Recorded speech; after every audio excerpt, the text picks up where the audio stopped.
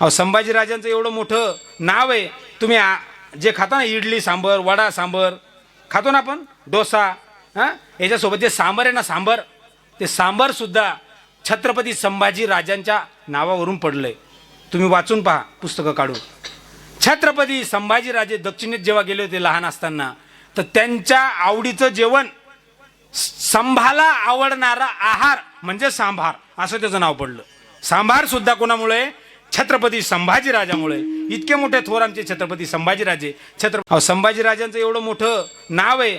तुम्ही जे खाता ना इडली सांबर, वडा सांबर खातो ना आपण, डोसा, हां, याच्यासोबत जे सांबर आहे ना, सांबर, ते सांबर सुद्धा छत्रपती संभाजी राजांच्या नावावरून पडलंय. तुम्ही वाचून पहा पुस्तकं काढून. छत्रपती संभाजीराजे दक्षिणेत जेव्हा गेले होते लहान असताना, तर त्यांच्या आवडीचं जेवण, संभाला आवडणारा आहार म्हणजे सांभार, असं त्याचं नाव पडलं.